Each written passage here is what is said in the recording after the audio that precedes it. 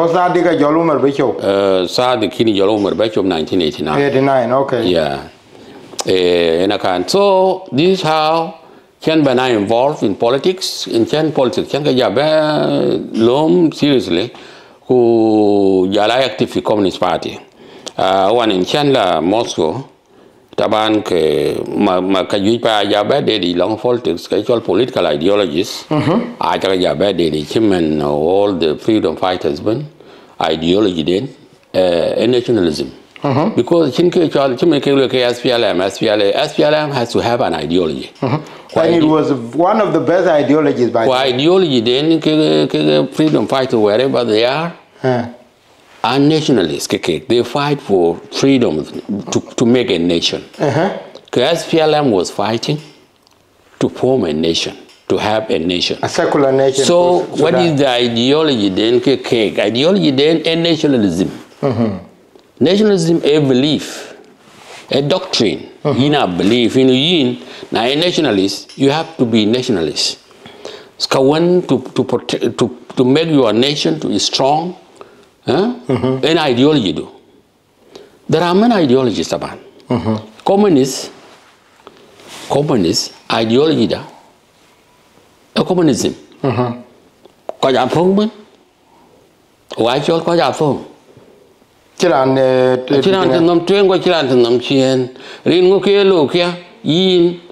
cu joku performance joku có lôi, cái bài mandis, cu anh amel, cái yin mẹ đun yin,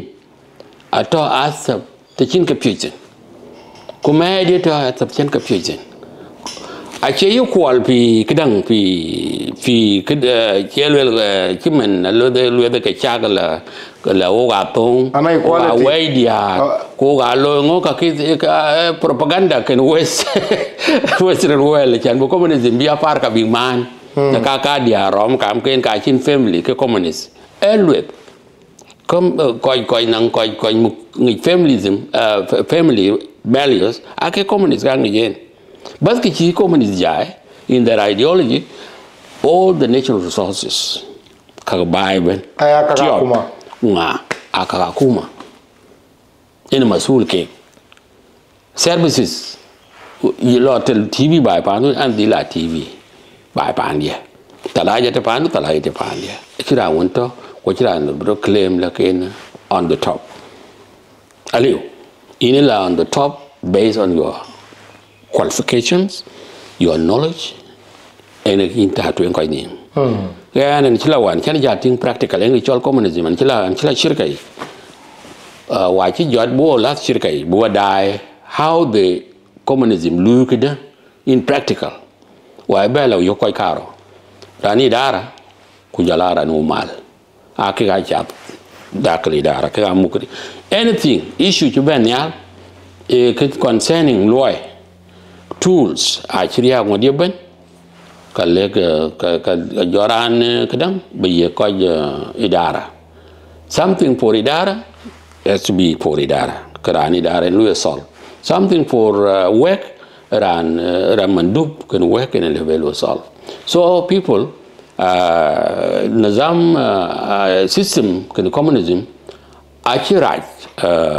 to that extent. Getting ku propaganda chilo tinwar ka ina kwa ina aliu. Akia koyun ngi kachol family values in that yang nu lem yet ko pyo on chinjal belo du cha ngo bija belo nong ti party don belo parliament na cha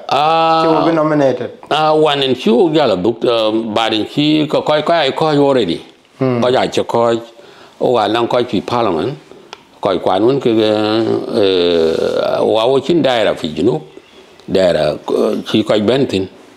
and can one and third by Tonga did war can in 1986. So the wire in the Kabia colleague you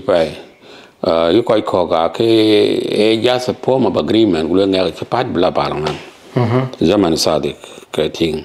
Quazab where Zab one Kigla use of African Kedang movie Yabasurur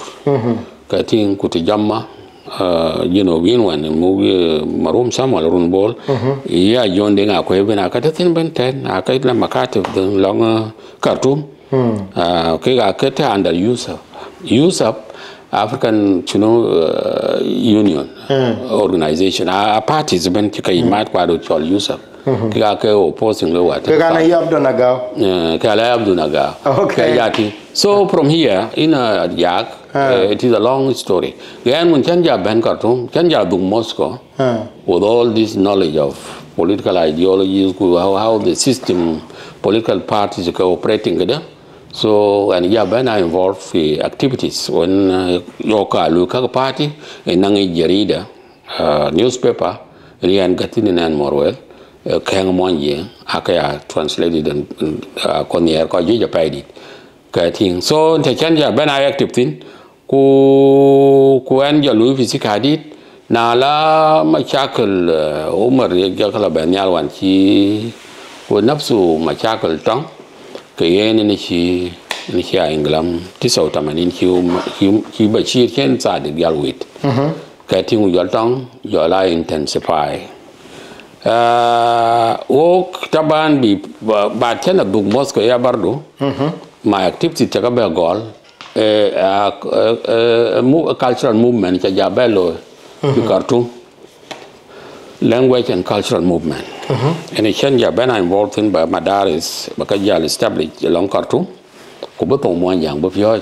to the refugee squad when to ben. Tinang ko je ke to bai ten. Commit kwan ke to bai buko protected from Chiang Arab Bichinya. Bichila Chiang Arab ko ngi ke poken. And it show to cool bang I to around Khartoum. Ku yo kumit pyo tong mo yang. Mid mon yang ben and I pure ya le masawa when gabail mon yang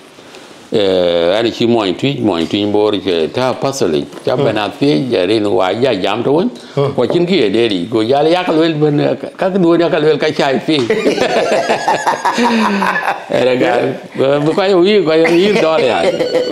mon yang de mon yang da ping tok ken ja vele ke ja tin ko luai tan we ten ka che to gan pye we go ba ba rongi ko ba rongi ke tin na mon yang da ping tok ken kan ke gan ya cha ben nyot ka ju fa cha nen te tan pasal ya ya bilingual multilingual yani de ke nge te cholen tong bor ka ka chol ka tong bor chol la tong twi chol ka tong la ben an ki ben multilingual pa dit ku background ni wonan nang knowledge natural knowledge ken tong mon yang an kriben go de ri ta ba chogrul ben yen de I know what you can know what you know context of that context of that thing I think by example come on this how can ya bela tuen ba tong mon yang ba pyo ku ya ko involve tong mon yang and I can go left with Yama Khartoum African Operation Studies. Cha jal yu man woni darwa ma darwa jal benman jogu die jogu jal ping wow job darwa na le job le ping ke job jal ben ke job chu jal chu yo ko chem to kula chu establish o ga pyo ko apor ke ko pyo ta bana apor won chi ka got tong re okay arin father nebel I think yeah, you get a textbook from 1934 and the books and the dictionary. Yeah, dictionary that thing. Kujala readers are from 1 to 4 and up to level 4. Readers kachi father never got plus dictionary. Even grammar that thing bardo. English grammar Dinka back. Kuyena lan kadang dictionary. At thing yeah. Kating kayen. Job chuk ya ben ya bebet yo ya ke o chrom ke ko ke chol ko sil ke Chinese sil a Chinese American okay ko sil man in international sil man yes ke war ke nang chwa ye ke wan ke ga ka lu ke job long maridi when ta zaman abelalier hukuma zati den wan they came to South Sudan qua chi ben cái chi job ya ba quan bulu ke partial maridi good now one ka to job ka to ka dang to ka America be linguistic bela mad kwandage yo la ben one ka la solution la ben ka yen tong mon yang because one in lo tong mon yang the breathing bowel akaliu ena kan ni chi ya ben lo yo ben suggestion kid de katom akere katom nim ka ya ben go ke ga they were totally rejected by the right people yo alwela kai karai to monjang ko ngwe e good a chi bo ra le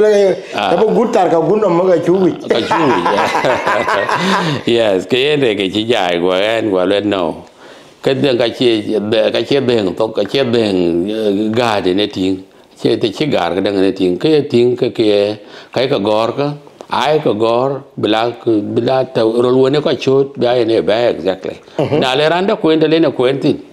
cái quên exactly cái tổng mòn giang cái chia bên cái do bài chia khác chín cái cái tổng mòn giang quên thì có a lot of difficulties in that cái chia bên lối cái chia bé gam when an active fight it kayen kani chuklo ba before ban active kani chukang lo to yang chol Dinka Cultural Society in chukang form in Khartoum we I was a general secretary wa dafwa e botong monjang fyo ku chiang monjang ena kani chuk tu gur ja ba ngai to kayen wa de sil chik jal ping ko sil chik ping yen to monjang is active in Khartoum ko ka ja ba cái gái chỉ ra này cho I don't know the bishop Zubair kule ka wa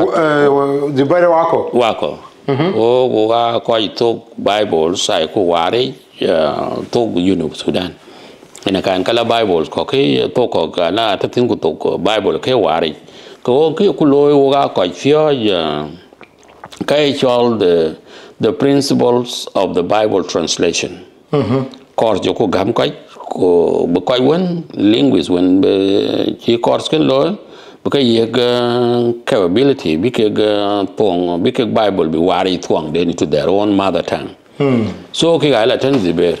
go la yo ke an opportunity kaman kulwelien Bible tong re ka ci cing ka ci need ban modernize well ka war so I need you also baga involved in kan ba tong ba Bible tong rek ba do pin kulwe ka laran chaping e chol Morwel go and look for him kaina pyo ka jaran Khartoum ten all centers kwat ka when you organize ko prayer lo tin ben ke Morwel pyo tin te kene shababa ka pyo koi ka ya ba ben den ko isil ko big pan yo ko ya ko nyu den ko ya ko appointment yo ko lo yo ko la ram and ko Dinka Cultural Society members ya chol lo ko madi a che our objectives a che ka ya ting ko lo ko nyut ka all their objectives in ke ga language developers are trainers they train people to write literacy ko Bible translation ken lo anden so only cái thing he will watch in far could work the same all wa blue together ten wa ja blue together so it been an opportunity ko ba ko ji ba train about writers about how to write textbooks and how to translate the Bible then one in get to one young up to ka go da to kadiak tung padang e garan chol Dr. Dinka kuyene e based in Malup Presbyterian Church okay a kawajat ka yemen ka ten kwan yol gol tong mon yang yang tong yang ko Dr. Dinka e to Malup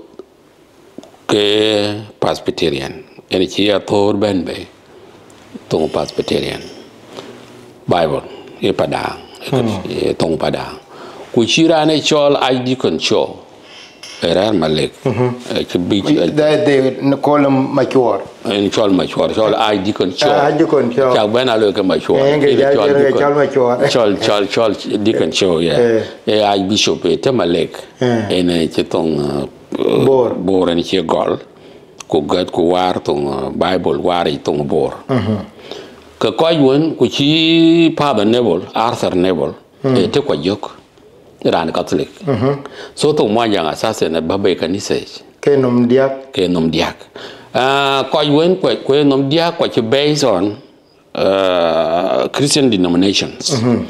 Presbyterians, Catholic, kega pada,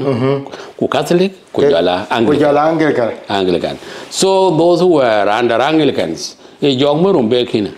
ke Anglicans. Kula lar yoro la bo guti bo. Atongo bor en kwen in the Bible jiben be tong bor. Tin mafe. Akanisa ke Latin Anglican go Bible ababe. Ke tong bor. Ke tong bor. Ene kwen until today. Ene tan yo wa tin kan. Kula kere regle ban be tuji jila liutin kala dialect den. Loan yang jila liutin chin dialect tin. Lakini jila ban be tong re. Yeah. So akawa lo ke many things sometimes ko ya do argument tuang dia ko mo ru kai to rai kala tong ke luel kala tong ke luel kala no kaka du ko history wan bi gol tong mo yang e ba be kanisa. Yes. Ben bi kanisa pan chol South Sudan bi ben pan mo yang ai ben ke nim diak Presbyterian ku jala Catholic ku Anglican ki akoy ke Catholic. Okay, ke diak. Ku ke ka yan yere ku bor ku yana kan so ene te ki kidang ben betin to mo yang ko chu jabel wa jabel ko sil pi Khartoum ko sara chi jabel Bible translators a chi ka be fyot and dit chen jabel yok ten ke ran war o sam di cho du nyak dit chi jan chi be ye chi jabel consultant kedang coi cái sil lại long translation cái Bible của giờ lại in literacy cái anh khi bên này involve pure của Idara Dinka Cultural Society cái general secretary cái anh tổng quan giang chuk develop Khartoum adapt qua or objectives qua cái nó là đâu mình bất protected bị khi là xiang Arabic culturally or cultural week alone all areas man dances like low speeches ku jala man ya man joko include waren chi yo no mani pi man no wala yana nya poetry tan wa niara ndiet wala yega chaben yod man ko kwana ko poetry by myself poetry ko ye to ya kwento Arab Kujawele to mwanja. No, well to mwanja, lakini idea. Oh, the idea bentene. Idea, shall his poetry that you can go. And can you game diamond? You express feelings, emotions, movements. Kakuben, kain kaya yoga po, kaya lame po ben ay kalo ay sura yegi duel. Basura bagi. Na bujala tin ke ye daim ke ye poem ke ye you mel ba recited. Well, poem. What you can remember? Well, I can remember one poem. Kakabena la we daman baka practice because I judge a pie. Okay. Yeah. So poem. Okay, a poem you remember. Poem you remember. Na poem chalo ko lan tene ke dai. Akoi whether you nang ke chalo an ke ba monjang. Nang chalo on kwe. Daman be panchol de ngajang. Yes. Yeah, that was one of the poetry kwe kwen wan wargagi. Chak kwe nanom. One of the poems when chan ka monjang lo addressing ka wan young monjang ko monjang ma dead po. Lin wan en terbai ni yak ko awo chekere pa dit ko ju acho young acho dur. Dom bahar kazal tu wawala paratit akachi Arab akachi madi against us. Queen land nong dona panai Nuer was there against Monjang. Ko sometimes it aposin war kaga. Kenichi ka belela ini kala junu belela cha baitek. Yen ya bardo Monjang kitab during the liberation. Kitab pain ya ko koi karer Khartoum. Lalu di Chilo kalai jong korwan la yom chirojot kwa bioga pai aborba chayu go yen chere mangi ya budu ya nyen jal men lakin jong kor ngai ngai ra ngai pai di do ni tentok woni chol manyal nai kan wan lu yen fi wan chi tong chen jar ya la pai Mayal na ku ti Louis Pugasar at that time ugarer kada chol chuna yak cha ganan chol chuna yak rer Khartoum atay ko qarer tin bu malumat bu katit SPLA ci tong chup juri ci nok yakol ngodi ben ken manyele la ben ko ya bel lek en malumat ping radio tiakon takari la tan ben rasa jumuria ka bi manyela ben ka ben nya le turabe chol maliat zato e chu cha chol maliat ke tin ke er wa in jajal ya na kol kinin wala ko China dega chin ka cham akol chin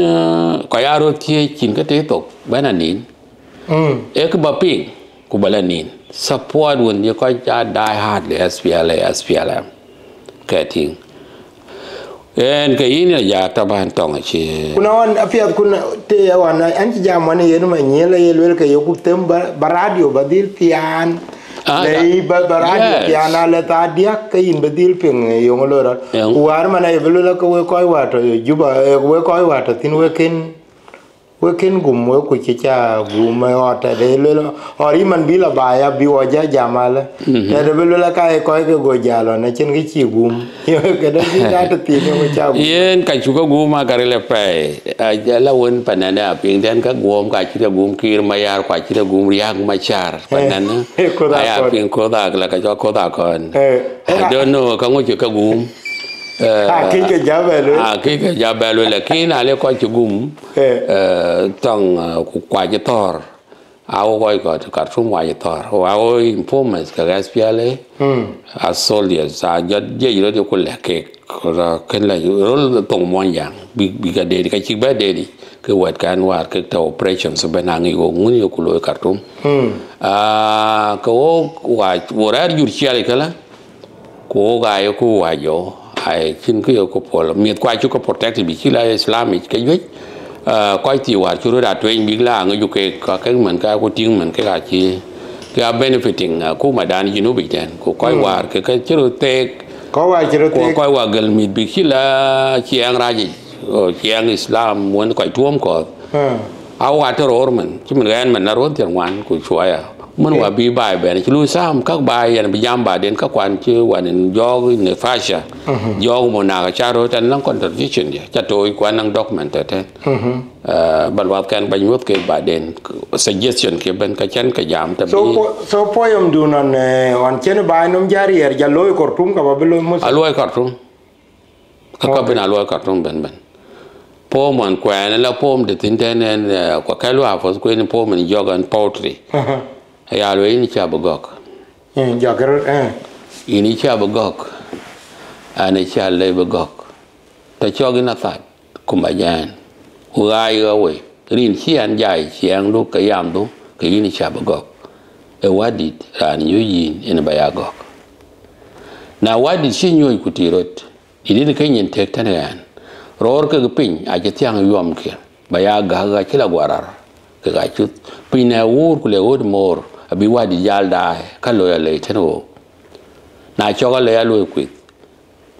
kan cha le bogok wadi ran yujen en bayagok yongo kan bi le yigni yongo kan bi le yigni bi dengdit ku bale ya lam god bote dengdi duar tinting a chia ti ko dit poria ku te ka we yigni yig dengdit na choga ti war kwan dit poria ku pel ka we kan cha le bogok wadit ran yujen en bayagok kene abang tin ko kan a very long poetry lebatul ya cha yeah because they baboya akol Morwel Ater Morwel yeah anang kicha lwele tan tenang mi te man are bi ko bi ban de te chaman yen yongo bi ale be ying dengdit be na ko yin ni be a ko ye yin ni be tio ko di be ga kai ni be tio ko di rap ga yuak yan yue ga ten e non bin ben ta ya ta tek ta wonen chi a chi uni yana chi ka ji ko ta ba ka ji na le ta ba ka ji na le ku warat bi ayin ban yong an ba na yong kol ku ko ba na pat ku ma ya in ku ja te ko ni chian jai yam du ne te in ko ka nim gut pin chian jai ku majan ku kan chala bagam ka tin chan jala mapo ku lel na ngi wadi war wadi chala be rin yan anjiti ku le ngoken biele yigni ku bale yalam god deng di ke kang to yugumo ta le men yale deng di e piwer nyal ku bale yar be ku bu we wen ka gran big fear I think Eten was actually appealing to blaming. My father is a Christian.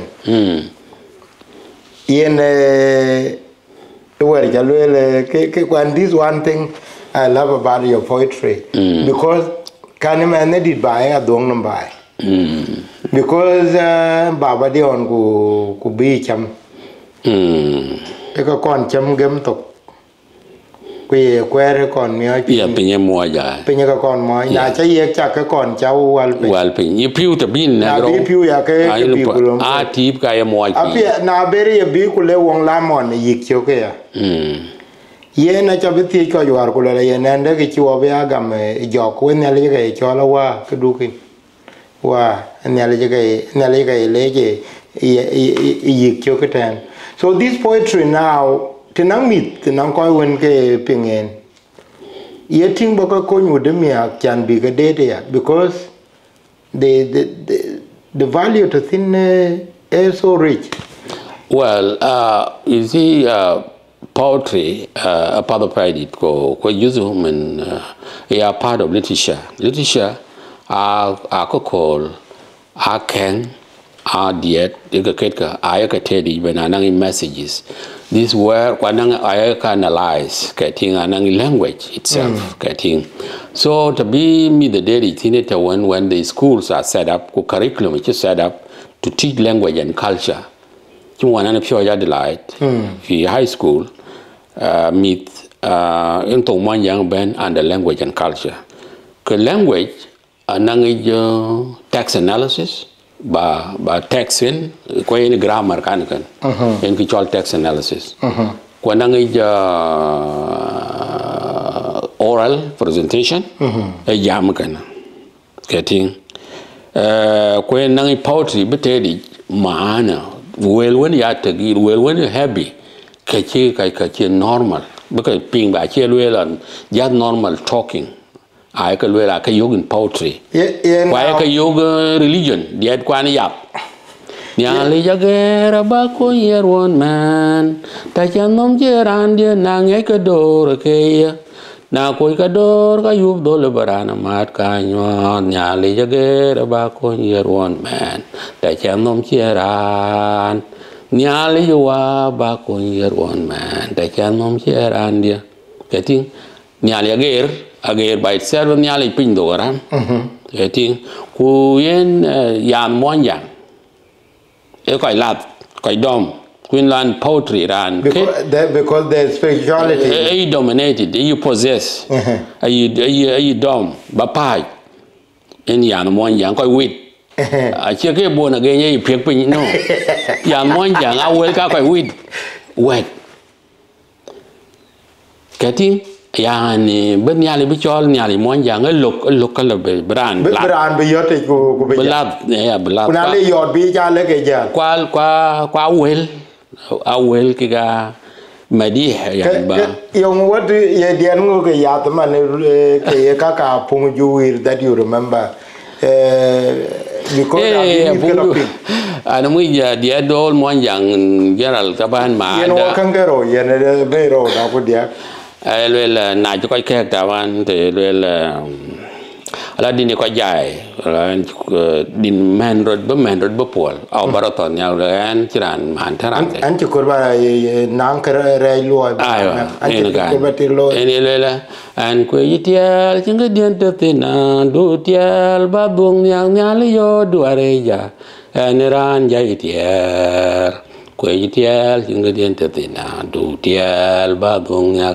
anh quay tiel chính cái điện tử thế nào du tiel ba buông nhang nhang lấy yo du arai ja anh ran jai tiel achiego du akona anh ran jai tiel quay tiel chính cái điện tử thế nào du tiel ba buông nhang rin tiel coi guốc rin metil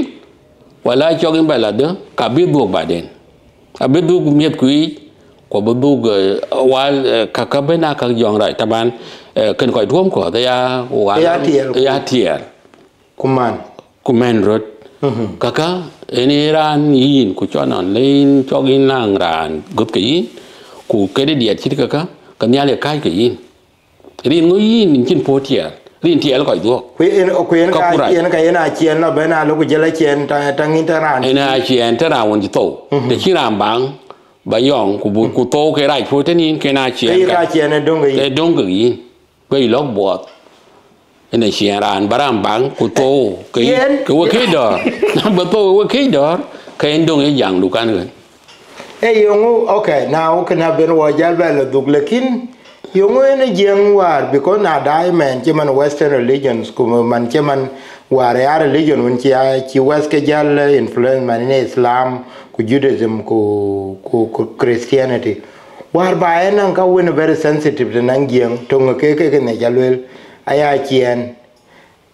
tir ku jala yen ba wak ba ke ran wa ku baran ba yong ke ran ya jama le na yong en ke kru gob dia ku kwar to ku wa to go char ting ke ne yong yen ran yong ting ke ne da yong ran be dir pa ni war ka yelwela kin na ke cha ka wer dang pe chin ban bi ma en ke ne yer lo kin bai nom ta kulwe la won wa kai ke wa ta ban kan ye kan ka kai ke ke anga ko wa anga ko won un a ko die kwa mi de ke cham e ke me gok ye ke cham kirap ke te ben ni mon yang re ke te re ke rom kuna raran tok le nyin pel ko ba ko ba nyin ti men la wedit ko rum kwa yong a ber ran ti un ke kwa mi mem ku un ji to and so on kuluro lo bia mruin bain kang mari ro de tok ran ene chol nyali kayen de inten ban bi le wala ni chayong ki luan ki ku chei ye ku ban bi de bi ti ku le yin kan wa kan che la che ka chor kai bat ye chulan chi yong ku ba te di belo yin no ene ka na chi ja lo yin no go kan un chol nyali wa yin cha yin chi man chi ban no ya kol na bi kani ka kwonyi gida na bi kani lwet ka chinu kwonyi nom kya Nairobi kan era lo tang panu wa ran to ran di te ran di ti dir ku ke ater kan wen man go wen man go le kra go wen man go go jangwet ku jalo le yen in kar ku kwal e ke lo wala no go ye jalo go mwet ku jalo le ye ke yena balatingo mo ndiri go le lamgo le me de kra lo le ke ka che go mwet ke pa ko ya cha chol ti le lamgo ma wan ma le anche rai le bum lamgo e ken geno ku jogu lo du ko me ni nangol ati ko che man ne chine le na lor ko ting war jeng ku yel aku ya ben ku hel ku ngo ye jeng we gara ndin che to e go ga che tawo ti ope ko ati ba che ja ko ati ba to yen ga era ande ti ba apia bara we che ben ako di ru lo hel be ye lo kana ran bi chong me ku kana ran che bi chong me le yo no liu culture dai chaban kri ben falsafa ka adian ka ben philosophy ben ka tin a belief ki chagam la ken yete da ene cha ku lo believe ken da chimen hell ko heaven ka ben a ka won culture Christianity ki ga la ideas ken ko ba chwan me ko ya bla pan nyal ka ben a ki ga la ki na yo ko jeng wa ngi ra ne to we know ra ne to won tol kri ben kuna cha to ko yab do la tyo bi kwa tie be do ten dong tin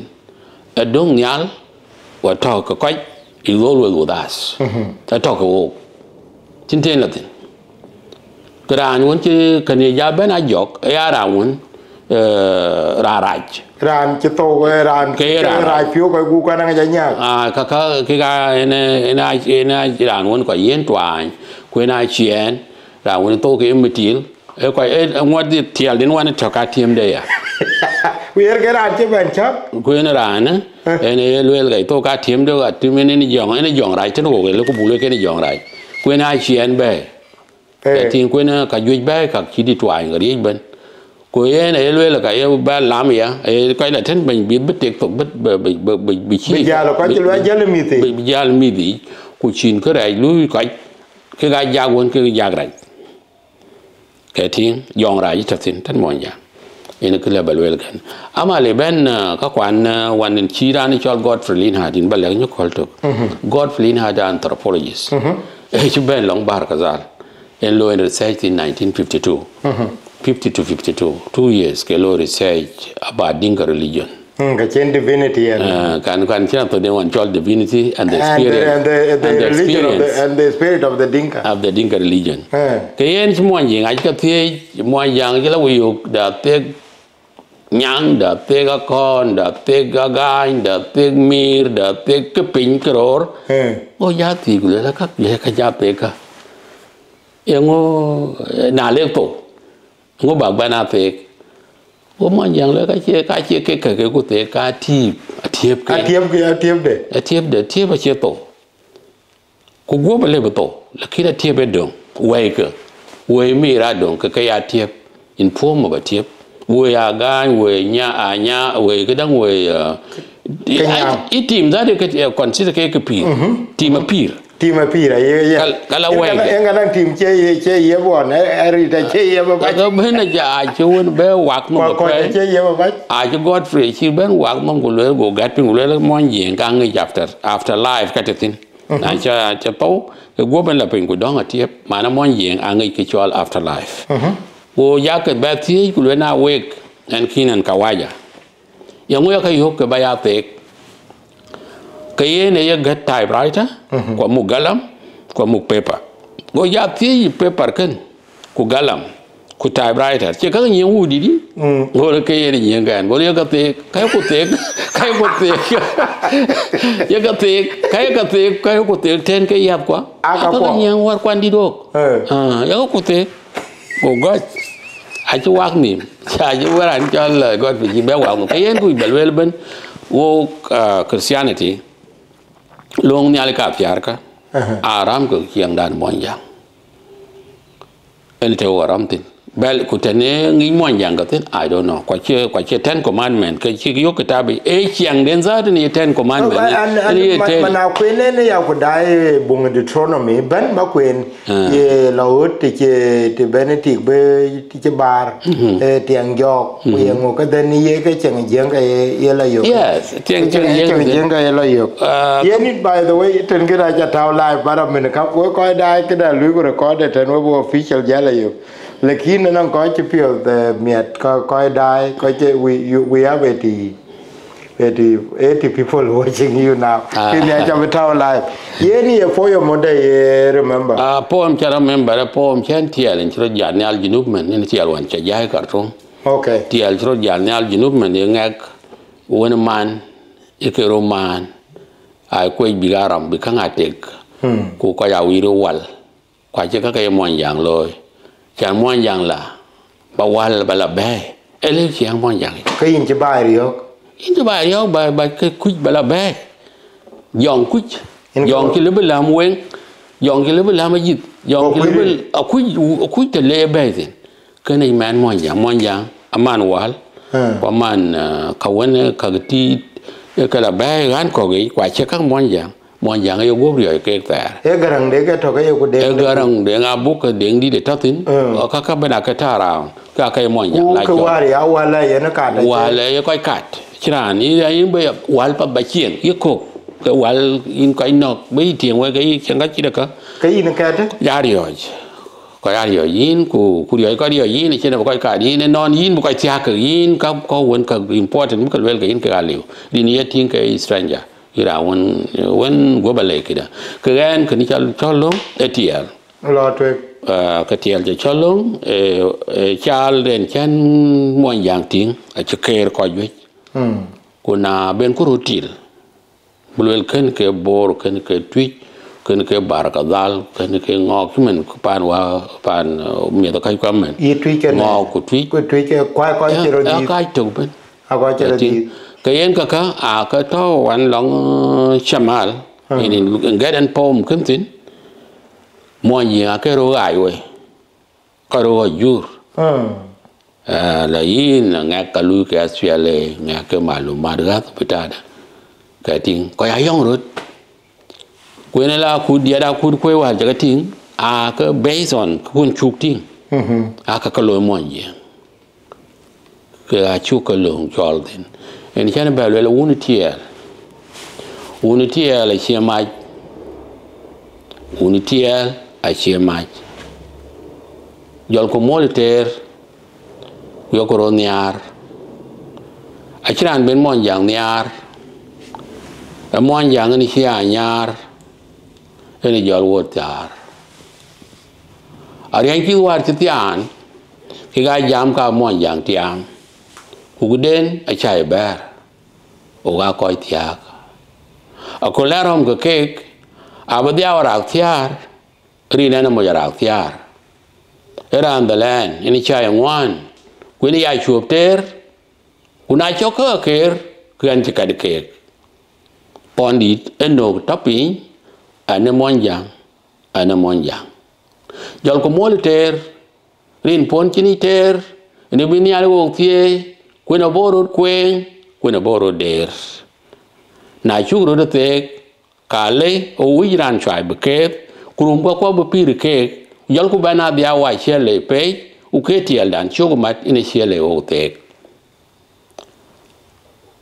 do kay mudrot a chi ko le ko i mai ter ko chin mon yang mai ter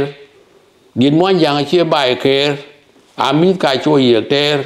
ko ne che le o te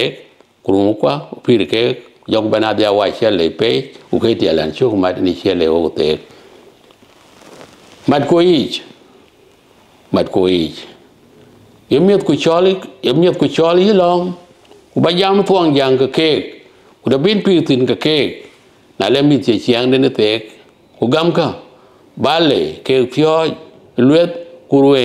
ku ye wel u ka luet ke ga cha ke ka ngwan bi ron mat ke luet kurwe a che ka ke a cha gam ba man de pyo ke ba chu ko chiang o ke a ngwan bu po ko ke ku ni chu ya ba po wa ro ke entiel chu ban ba kang ni men etiel ja cholong ne Ajak Deng Chiengkou cha cholong quên khi chùa bạn bác cạn mình ô của mình hiện nay mọi người nói rồi bình quên đi chùa chỉ quên cái chỉ cút quay chỉ cái bên cái đoàn qua cút quay giúp mình các quan lưỡi cái của bộ mọi người bộ đọc nên chỉ cút quay rồi là là cái chạp của men rồi bên cái mình chùa là thành bên nghe pa là lúc một gùn men thì cũng phải là lấy cũng là cái chạp của men rồi bên cái biết là đó in mọi người kaka ka ban ka jam tin ke yuzu ke ya bang ke Indian ban ke Sudan a ban ka jam tin la ka ai na pot we chu ka ban le chu ko de chu ping in Morwel di tin la bai run ke terman ku ka bag man yong cha tak yong ja li do bai ku lo la tin de pat pa in South Ajak Deng Chiengkou ana la bai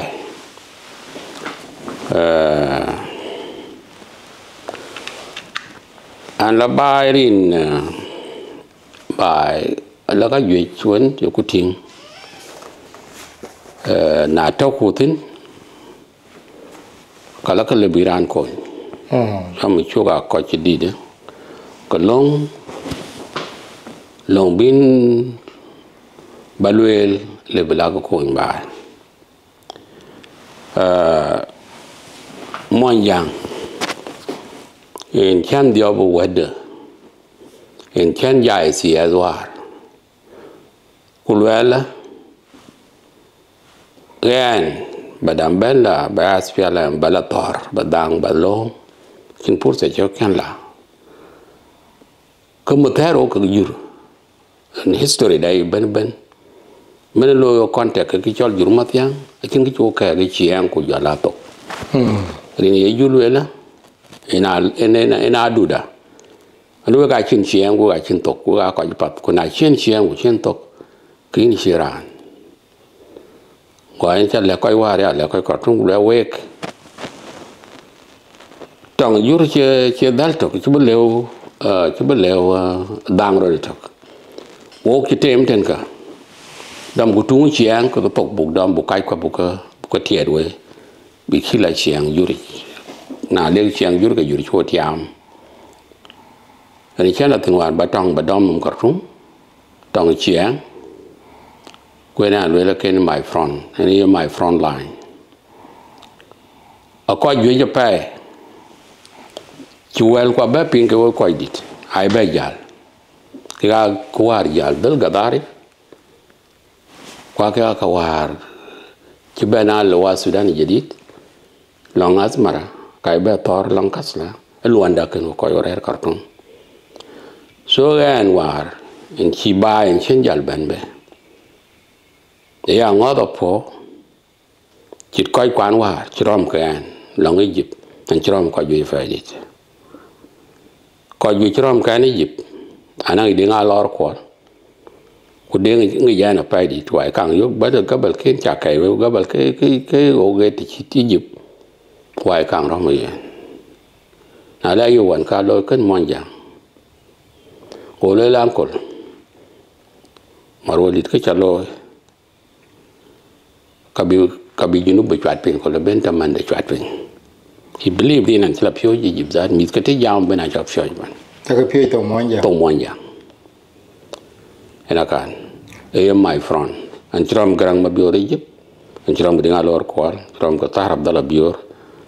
an chrom ko bior man cousin to my yes achiran kerom kan ko dit including John grang de ma bior wa nyu chen to one face to face like this I would on moto yen main kina ko kwen ka achiran chol astra kwen akuyani chol I ka sajuluman the first time lay in to join the movement achi bente na lo la Morwel ka ko ne ka lwel ka da jam ka dang chiridi lekin unang ge no wating man in Morwel dit war men war laran on ben bai ten first angelon do cha yok na la lo radio cho war an ye dupa dia ting che chan ba la che la tong mon yang an ke chan tem chi balo to the university ku India gine che la tong mon yang mana tu ini ting yan nu in ran belit achin ka ngi kuna le ke yen we du ne cha lel ku le ko ko na chi tong du che jal kin chi bera ran che man mi ko men tong ye Morwel Ater Morwel gwel achi ma da chi ber bai tong ya le chi ma da chi ber bai na le ke juno bin che man bi la bai ku le ke ku le ken to ka jal kuna che to jal ka chen chang yang adu bila peng yang abila pal pursa chan bala jam yen kin ke ban jal ben tin ke an ken luoi pd ben ana ke mol tiar ko chiang culture ja language mon jang en woni pan chol jinu Sudan kuna mu long ka nim long chiang ka tak jinu pale belan ri randit ran kwat man mon jang ya tin ka chu ka go ka ter chu ka go wa chi nyang tong ko wa chi nok everywhere churu betan wa ke ru betan mon jang ni chi bebe na chi bebe ko ala ti ro yam la yi ni le ba nyar balo kunak ko lebi no gana nyar ni balan ngai le banok kuna cha no gana lan won la ka chein be chwero de tok e jalte ke chugulwela na chu ba be go mon yang ku ben mon yang ba chu be rin tan ki ben chu got ko tin ko ki ku gam kende chu ya lo war chu ba be e chiang da rin kan tar ko chiang chera pien wo ya wa chin chiang ko wa chin belio ene kan tar ko arab ko ka kai we wana ku ko na ti ya arab ngo tar ka arab ngo bukila do ka arab warin ka junde ka chili betari lekin ran chere ka arab ran ngi hadab kun tar e bu junu biya ba chin mare ran ten kana chia ba ka pok junu Sudan ben bu ka pio tumo chana lo Egypt pok a cha pio Egypt jamia lo ga cha lo pan cho Egypt lo ka bare cha pio chulu ga cha pio ku cha pio makar ka cha pio ba ka cha pio yur chula cha tong den chi pio e kan ngo kan eni chol gwer ba rin un kin chiang culture ku language one of the pillars in nation ku kana e ang a lo koi ka bu wich koi wan boy ke chin ke ye ka tin gri ji tin lo ku be watani e tana yung ya ko wan na chi ba chi ben be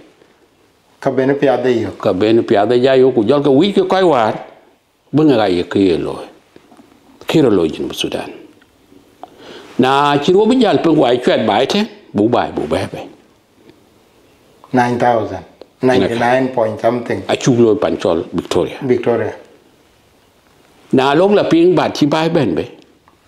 ke tong in weather be ka ana rot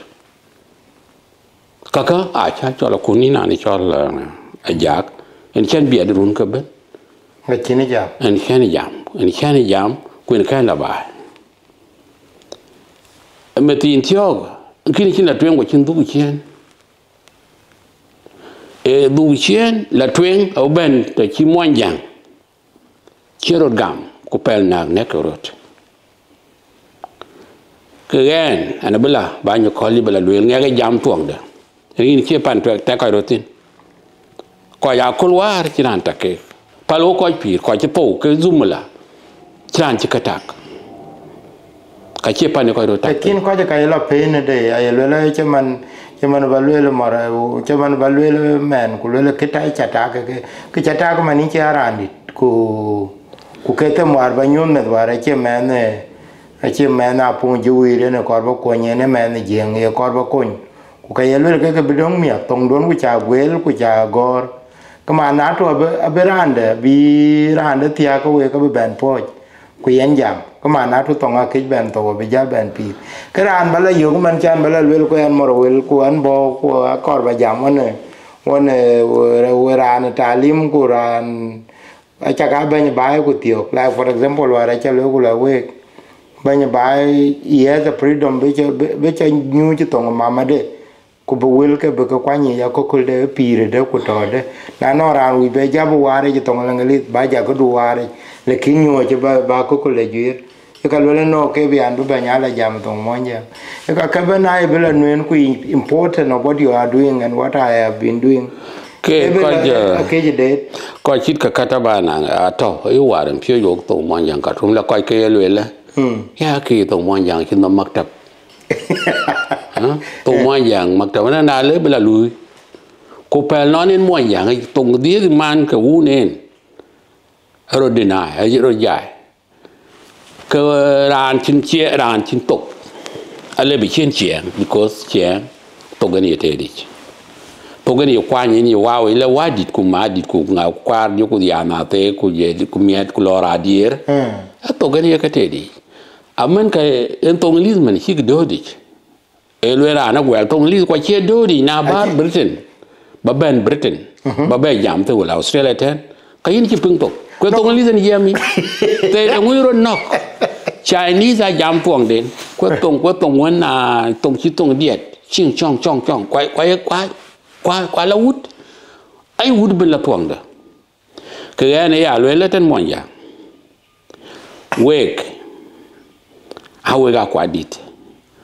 kwa we ga rai rot we ga jai chiang dun we ga na ja jai chiang nu ko jai tuong mai chi jai rot ma ting man uncle chairman ke to go okay you take example en na jale tiang lor rek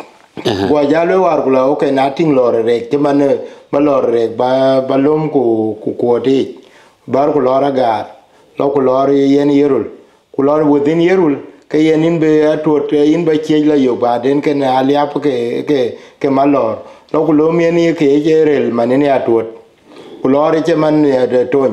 ba bongo la yo ke bongo jam to mon jam kunga ku ba ita wil ana yi lo ka cha ben tingwa lo ye le ye ne lo ter malwal chỉ cái ta đuổi chỉ đuổi của cái năng lo để cho ngay chỉ cái đây này wait pay qua giá lo this thing now cú coi cái cú phải coi rồi đỏ rồi cái coi chỉ phối chỉ cái coi chả đó cái chỗ lo bị phí ye vi bor bị ăn nhal cú lại qua during SPLA trong cái chi SPLA rồi qua cái chỉ cái yom lát ai cái tháp bị medan hồ rồi cháu phiêu miệt bắt đi lor bor cái India lor bor cháu bắt là đi lor malwal cái lo malwal bal mà bốc là đi cái lo mà bốc so anh nuar anh mà bốc cái Ajak bố thuốc quay đi in là giác các đây chắc cái gia lô à coi video in culture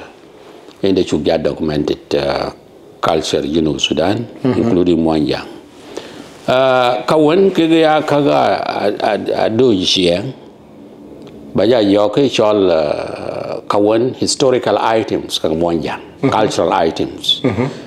cái là lor cái là deer cái lor chong cái là tong cái là yab lai cái pur cái tal các bên wa both museums in every Dinka town biga ka buka loy na le ka chamar ka bil ban chwe buka tao chan bamit ke tatin yakol history den we are history con war cái gió war cái quang ở phía Abi cái thao buka có là ban word có bị cái betting cái thing in national museum mà bùa ra cái nhiều bên này chỉ nhiều cái cái bị cái bò bị cái quang thay mình jadi bị cái bè quang cũng bị cái thao in the museum cái là part of the culture and they all for the way nó coi giá tự tin coi là bị cái lối cái chít cái coi chín coi ai niệm hạt cái itu kan du cái chuyện nào cũng bùi giá là bên này cái con cái bùa đeo vào cái du này chả thế anh đang cái chả lối là nhiều wala ka che ka ya lo che akana ngi blang ma je ke tola che ka ke jengwa ai jong Nigeria le che tol anan de che tol che ko cha ma le ko ma a che ka ke ye jeng ka lo un te na le ka men tin ko ku le yin ka che chin tit ko ne lu ya ka le no e jong e to bara ko nyu da bi ke no ka e yu ti xiang to Chiang Mwanyang, Chiang you know Sudan is to is dead. So being replacement in Chiroloy. Cái replacement Chiroloy chen chi kang cái chi cheng đó, anh cheng vẫn in the bài chi chùa bơi, liền chi cheng vẫn the bài. Chi nào nó mi ran jam ye na cái cheng đó cái tê quý, anh chi cái chi cái bài. Cái chi cái vẫn lấy bức gam. Chi cái là bị là nom Mwanyang ấy tên, là coi ai mà aliu dòng mình dòng giá là ta bị trên dòng lâm mình do lâm mình đi nữa cứ yêu quả làm thì cho luôn nhà lấy cứ cái ăn cho nhà lấy nãy mình trả với mát cái cho ngà bây giờ mát bị bên cái đó quên ngài bây giờ liền liền bị bên anh cứ uống qua trên cái quạt bây giờ tiếng qua trên cái quạt cái uống đi chỉ cho là quá đi được cái in cái điện ngoài chặt cái anh cái điện ngoài chặt anh ngoài chặt quá qua chân của quạt liu các cái liu ngô lôi rồi đừng cái chỉ cần bài erin wo ngoài quay chiang so chiang đó chỉ giao của chiang jadi ini coi matin ini chụp luôn mình giờ chiang ini chiang cái coi là gan cái latin cả cuma nyokol war cemar media akhirnya kol bela kami iya na keluar ku te ka wen wi buka rin yi na la kai ka doli da kai ka ngam ban media yang kecitkan da kai ga rin la ka koi rai gu kana undi chol Mwanyang kawara ka ping ki ka wel media a chuk le bugam ben bai no ben ke kwani ke kengo this empty thing rio jo go liu de rio go chi liu ke en ka chap ka chiang ala rio go ka chap ka chiang ana ngi niam po ka chap ka chiang ala niam wut ka chap ka chiang ana ngi ki chol attack ba pola attack ala ngi nier kwa nang kwat ka ju ben kuna jol chiang jol mar bla dir pin ka chin chi bi chena dir pin matin ka wo chiang a kai ta mai ukechili yamani chiben kwenga bugok inga bugok randi chiang daraj inga yarab no charab wai poka garab wai poka arab lena chu arab chu ba go garab ni chiang daraj chu lo war ba chi arab right ba chi arab ko no lakini amti ni akol ngara chiang da chi o ro fe o ra chiang da bua la ben ka kapoli ka wot ko yet kual le ko bu ka big la onim no bu ka lo no ko ni chiang lo la wale bu kwan chu ko wal chala ba ye ka ye na ko karon ko la jala bala gap ku du piet ye du piet ajale won ta la ko la kala ro ti de ka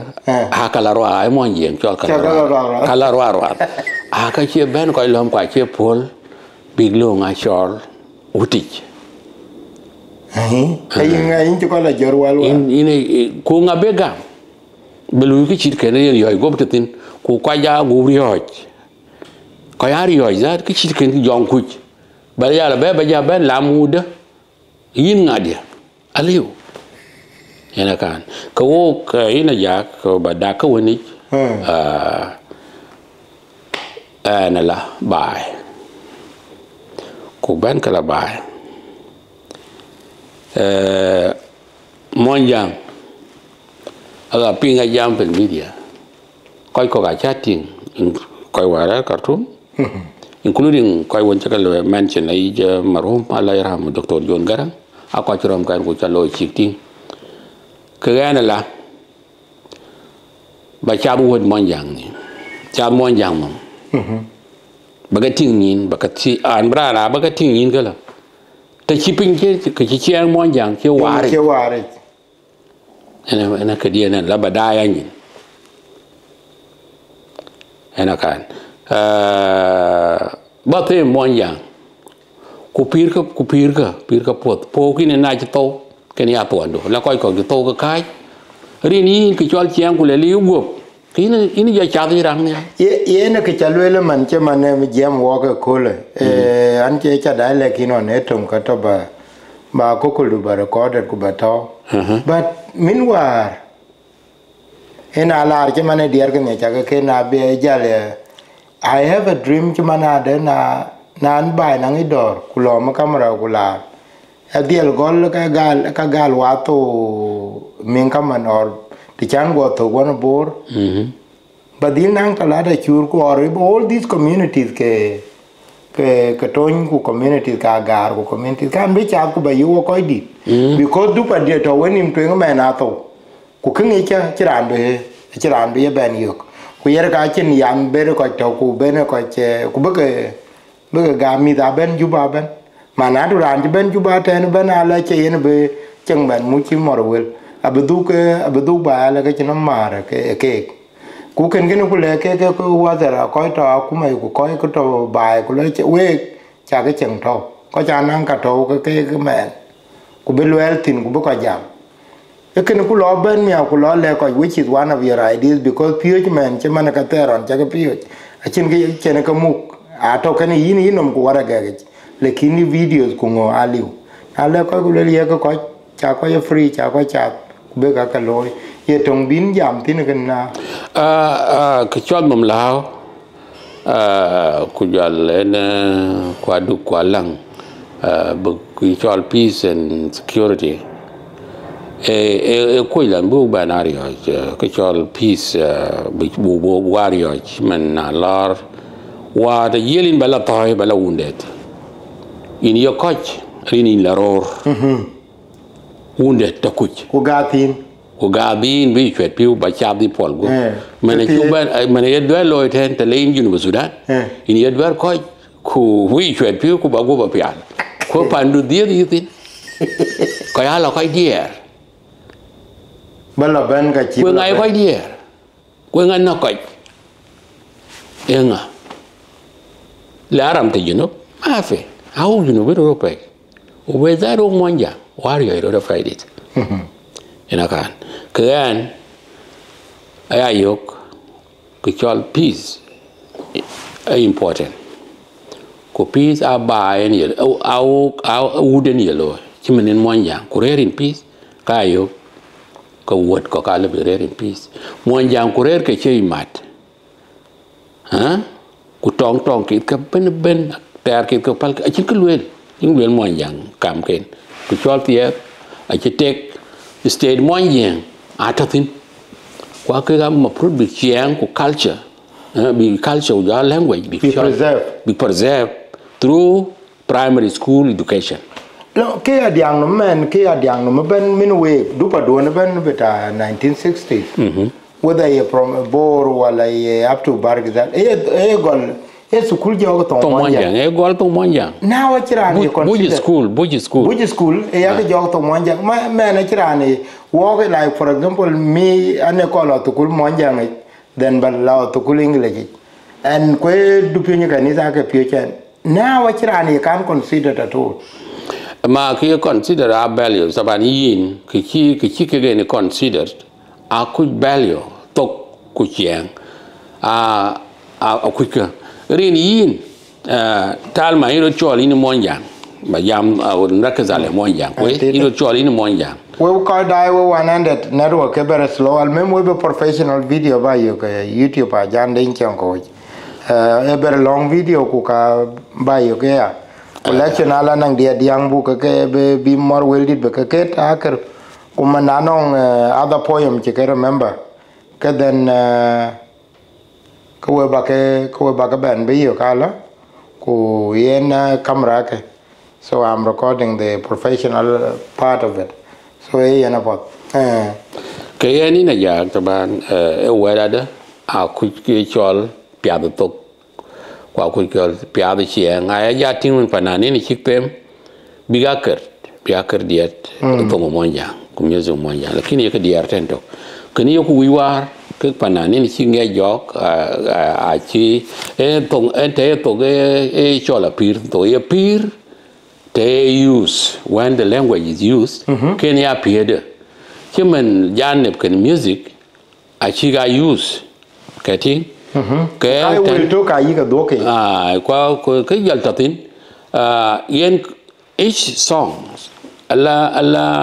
alang taye kaden chimarol original chimenta bor waren diet ka chai lo enjoy lakini awon cha tune cha lom an shadir no din tum dun jangi ma a chin din changi lakini an shadir rol pam cha kang nyara wal ba wal ne kang adopted rin to win ba pyo cheng wala tok tok te lo le kong de na cha de ja pat ke yala tune wa ge ka ba go la tibu go to wale in vocalist because the chawe ne inche gifted and ko liu ke in vocalist so those who cannot make a tune or those who have the problem ke yen ache to dil de chemane in bulam penyedeng in bulam penya in bulam ache ne man nyali ka bedam wotin nya pandalau ku pia indalau Sudan daya to bichen benterwa Sudan in pogi okay Sudan da pogi meraten bekir benda tarikin ku kongoraro benda tarikin Allah cinta ku bucin ku biar ku cinta bucin well nyali kau abang diet nyalenya de ngabuk baliar bai kating so tine ko eran un ti chenga ko ke dete but no ko arere kating kuyen kal en litisha te keni ku jalu analyze that song by cintar mean